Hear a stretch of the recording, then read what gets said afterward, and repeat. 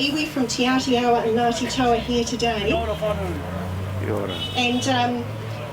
and to be part of this, because I think it's very important with our sovereignty, and you know, this is all Aotearoa New Zealanders here to represent that. So what we're going to do is, when the Governor arrives, Governor General's representative arrives, we'd like everybody please to stand quietly in a dignified way. This is a very solemn time, it's very important, and we want it filmed, so quietness in that sense would also be really good. The rangatahi of Te Atiawa will be handing the forms to the Governor-General's representative, and they represent our future, our young people. This is our future, and so that's very symbolic, and that's why that's happening.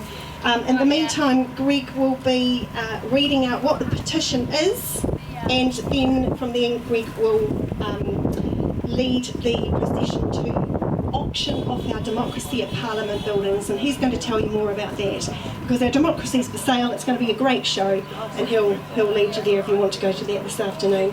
Greg Rezanovinsky is a member of the TPPA Wellington group as well. So why are we here? Well, we've exhausted all other avenues to communicate with our government. We've protested, we've written letters, we've seen our MPs, we've had professional bodies speak out, we've had council throughout New Zealand sign policy plans trying to mitigate the worst part of the TPP. That represents 60% of New Zealand's population. There is no mandate for this. The TPP is due to be signed, and it was secret during the last election, so there is no mandate. We are here because our government is ceding our sovereignty without mandate. Not just a little bit, but it has quite far-reaching implications. What we've got is our own New Zealand judicial system being superseded by an offshore tribunal, which is secretive. There's no appeal, there's no need for precedent, and it's non-transparent. We've had 100 jurists and retired judges write an open letter to the government to say this is not acceptable, we stand against this. No response. The government is not engaging with the people. And given that the text was secret at the last election, along with this, there is no mandate to cede our sovereignty without the people's say-so. So I, and I'm sure you agree, believe that this situation is extreme.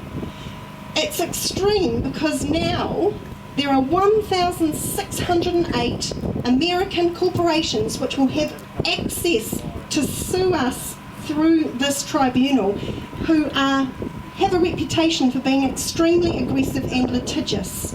They will sue us if we legislate or regulate in the public interest, in your interest. This is a huge loss of sovereignty. Now, it's extreme. Now, the website for the Governor-General says he is only a last resort and he's to intervene only in extreme circumstances. Well, this is extreme. Absolutely.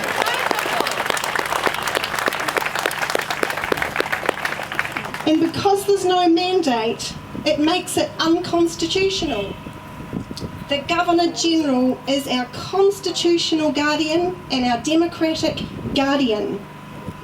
You are here, I am here, we are all here to petition the Governor-General, the guardian of our constitution and the guardian of our democracy, to ask him to force John Key to put the TPP to a binding referendum. Yeah.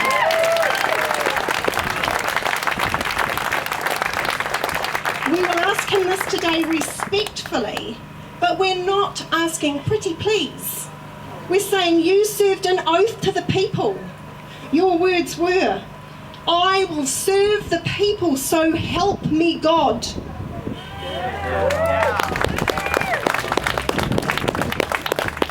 Lastly, if the government does push ahead with signing this on the 4th of February, they will need to put legislation through Parliament in order to ratify the TPP. Now, any legislation, it's enabling legislation. If it goes through Parliament, it will need the Governor-General to assent to that legislation. That's how our law works. So what we're saying is we're asking the Governor-General to refuse to assent to this unless there is a mandate from the people. That's how it would work.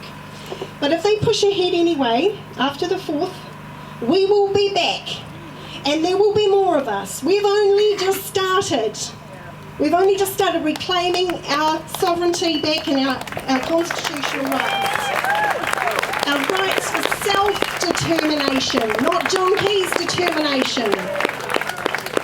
We'll be back, we'll be all the way around to the Carillion, all down the street, and we will have thousands and thousands and thousands more signatures on this petition, because we are the people of Aotearoa, New Zealand, and we have the right to self-determination, and we are not going to surrender that.